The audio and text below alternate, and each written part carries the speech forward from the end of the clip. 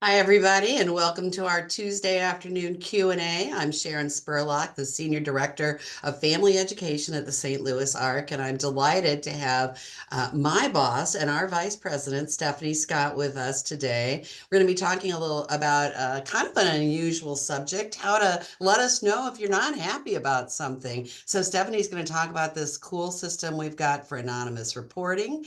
Without further ado, I'm going to turn it over to Stephanie. You know the drill, Steph. I want you to tell us how you got to where you are at the ARC, what Sure. your whole path was. Thank you for having me. And again, a topic that we're not talking about all the time, but a very important one. So I have been at the ARC. We're coming up on 15 years in June.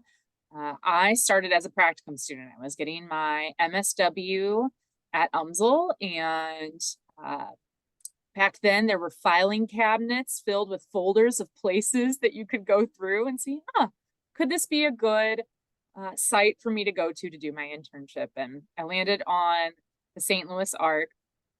And while I was here, I had the opportunity to work with Sharon and Mark Keeley, our president and CEO, within the family support department, doing a lot with the ARCH program and other things of that nature.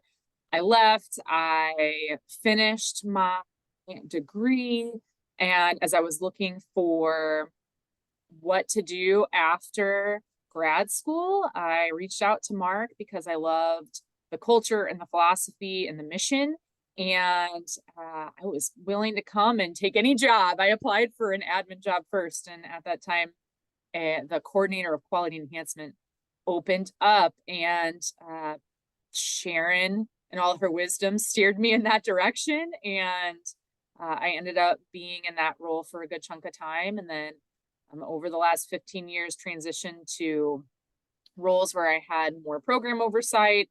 And in 2020, moved into my current role where I've got a grouping of services that includes family support, and I also oversee quality and training. So uh, here I am. And this is the topic we're talking about today, is something that comes up regularly, and oftentimes when we're having conversations with our funders and especially our accrediting body, the Council on Quality and Leadership, they want to know, what are you doing to ensure that families, that people that get our services, that staff have a way to share their input, whether it's positive experiences or feedback they want to give us about something that did not go well for them. So happy to chat more about those details. And I will say it's kind of funny. Our accrediting body, we'd say, well, we haven't really had any things that we had to follow up with, and they'd say, you must not be asking the right questions. So we created a system in part because we wanted to prove that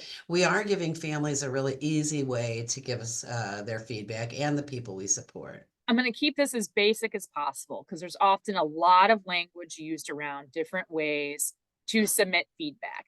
You could hear grievance, you could hear an appeal, you could hear restriction, you could hear allegation. Like there's so many different ways that our service system talks about this type of thing. What I am going to call today is feedback in all kinds of different ways. I'm primarily going to gear this towards our families and folks who receive our services, but this also applies to staff at the ARC as well. We felt like as we were given feedback about how, as Sharon said, we have so few incidences every year that rise to the level of like an official complaint. And why might that be? And we've tried lots of different methods to dig into this, and we eventually landed on perhaps we need a very anonymous third-party route that people can go where they feel like there is no risk of any type of blowback or anything of that nature if they felt like that's what they needed.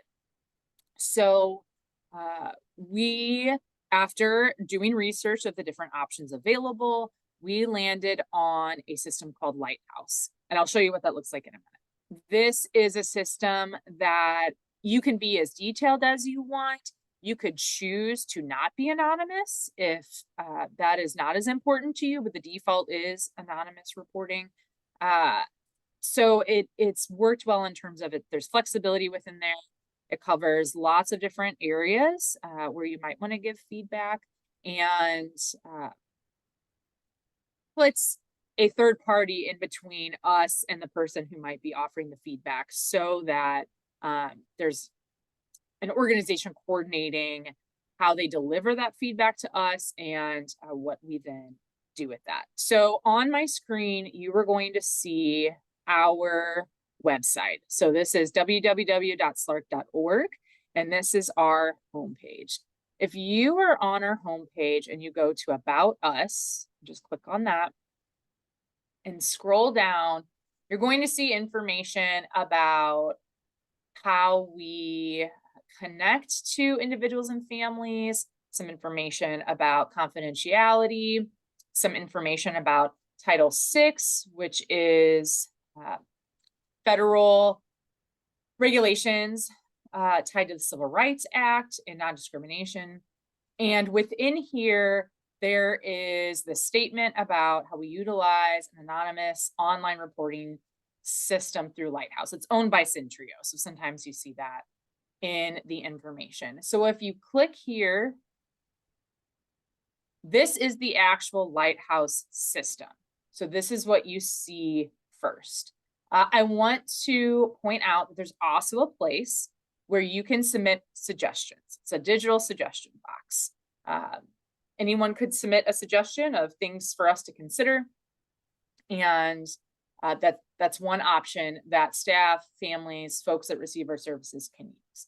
Now, if you want to submit some sort of feedback regarding an incident or a complaint, this is where you go, the report an incident. And when you click in, this is what it looks like. So there is not a ton in here that are required fields. So again, you can get as detailed as you would like.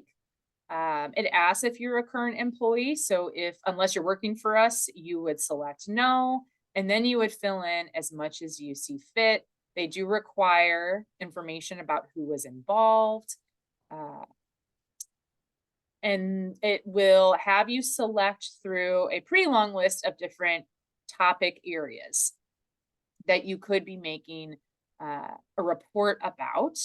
And if something doesn't fit exactly into one of these, I would use your best judgment on what is the closest. That this is not a make or break in terms of what happens next.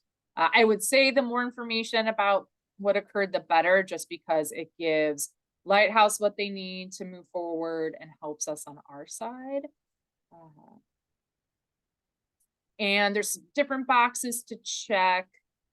And then down here, it says, would you be willing to anonymously assist if further asked? So what happens with this when you submit it is it goes into the Lighthouse system. It's reviewed by Lighthouse and then kicked over to a very, very small group of staff at the ARC. So it's a representative from HR, it's a representative from our quality department, and then a third person backup who is also in the quality department. So it goes to that very small group who then, depending on whether it's related to staff, related to our services, then we make a plan of how we are going to investigate and address the feedback or report. So as part of that, if you say, would you be willing to assist further, and say yes, then we can communicate anonymously through the Lighthouse system with you. So if we have clarifying questions or things of that nature, we can then, it's almost like sending an email, and you have the option of putting your email address in here so we can do that without us knowing your information that goes to you, and then we can correspond. You could also say, nope, I'm done here.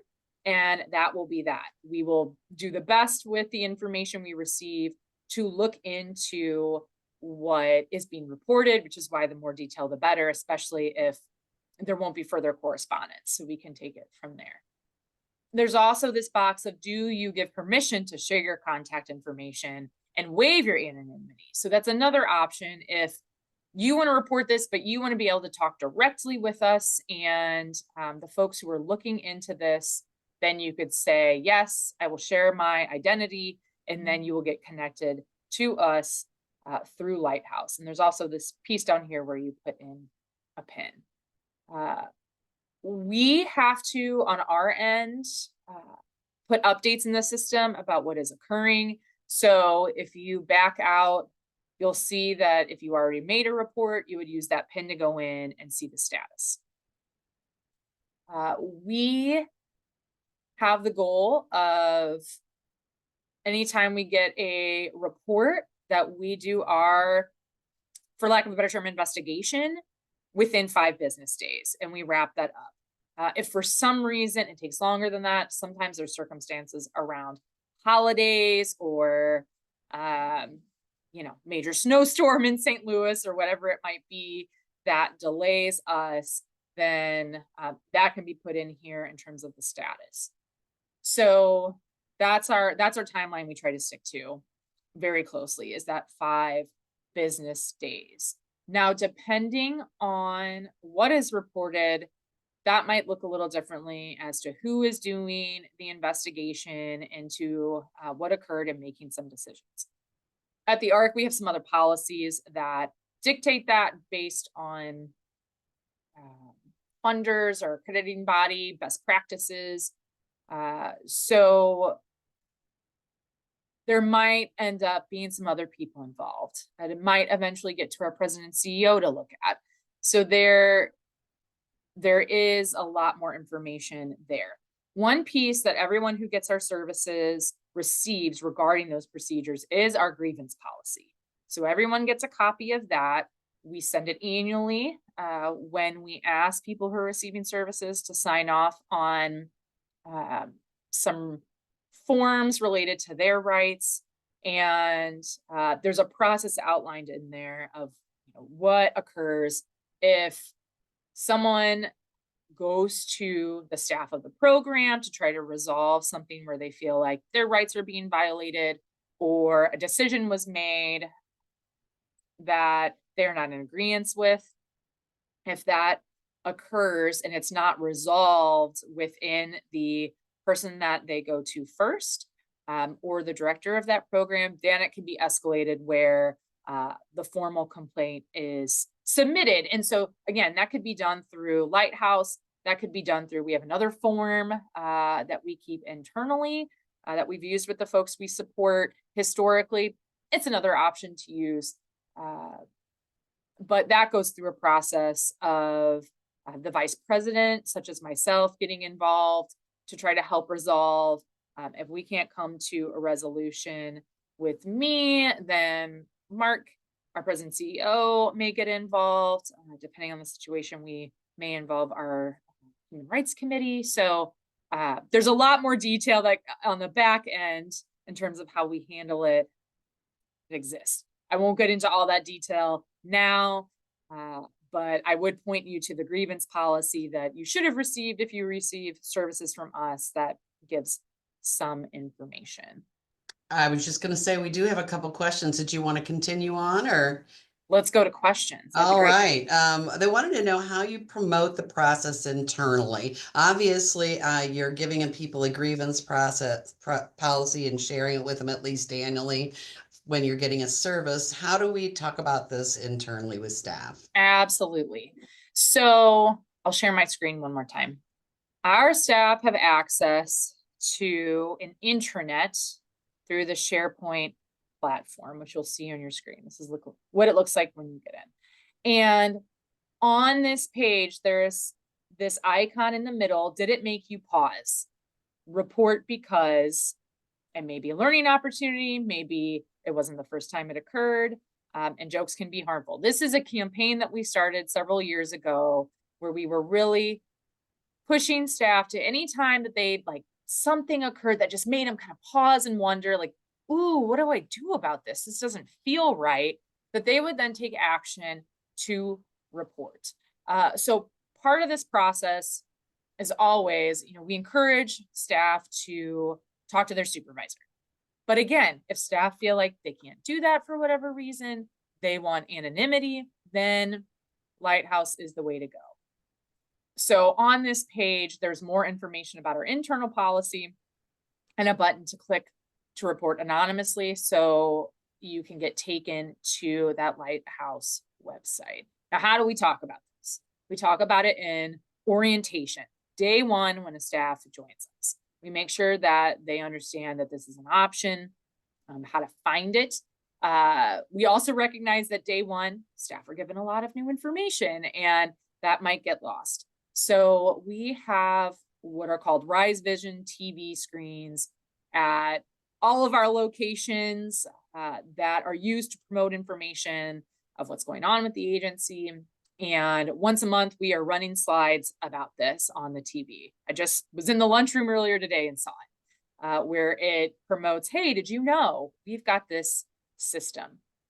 And also I hear regularly, like, if something comes to a person's attention that a staff is feeling uncomfortable about, our management has gotten very good at saying, hey, you could report that through Lighthouse. And we've had reports submitted through Lighthouse for various things. So we also include information in our employee handbook in those policies. So we sign off on that every year in the fall, which again, lots of information in there, but it does live in there. So we're trying to really address it in a lot of different ways so that folks come across it at some point and that our managers are knowledgeable about it so they can offer that as a suggestion as needed.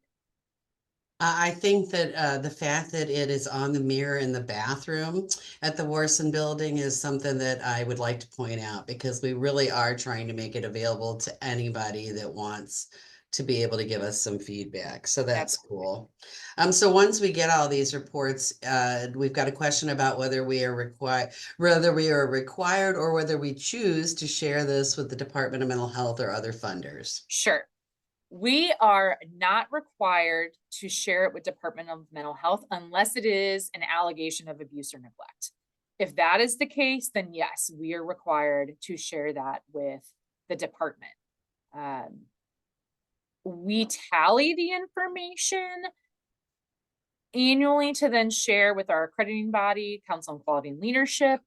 We are required to go through several different standards around reporting and how we address that from a policy standpoint and from a practice standpoint.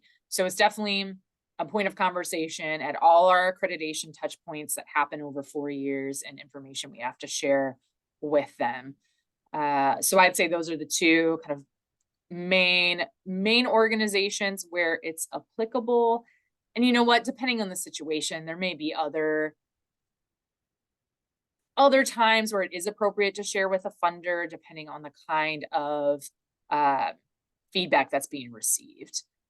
But I think that's very case by case, depending on the situation. One thing that I want to bring up is how do the people that receive these reports, how are they prepared to be non-biased investigators? Absolutely. Great question. So we have a group of people, which include the folks that receive these reports, that go through training on how to complete investigations, usually every 2 years, sometimes 3, if depending on circumstance. And we historically have used a trainer who used to work for the Department of Mental Health and oversaw that element of what they did. And we have that training recorded, so anyone who's new coming on that might have to do that kind of thing can watch that and orient themselves until we go through the next training as a group. So we make sure that people have those skills. We have a really basic form that we use to write our report. We've got some pretty in-depth policies about how we go through an investigation. And so yeah, we try to make sure that people have the tools that they need. We make sure that the folks who are doing any type of investigation are not associated with that department in any sort of way, so that they are as unbiased as possible. And usually once all the information is gathered, there's a small group of people who will have to take action and make decisions that review that with the investigator, can ask questions and go from there. Thank you. I've got a comment that you may want to follow up on. I just want to say you said something very early on about families maybe wanting to report anonymously because they don't want it to impact the quality of service. And I think that's always been our biggest challenge with reporting, is that not just families, but our employees become very close to each other because they're working in a highly relational situation. And so, making sure that people understand that reporting isn't necessarily mean somebody did something wrong. Yeah, It means you feel badly, and maybe you saw the situation out of context. Maybe that staff person doesn't need to be fired, but they need some specific training in a certain area. And I just wanted to highlight that because I think it yeah, becomes really scary that you're going to report somebody and they're going to lose their job and they won't be able to afford eggs anymore. And so absolutely. Absolutely. And that does happen often where staff will say that when they make a report, that I'm not doing this because I want someone to get in trouble. I just think you should know.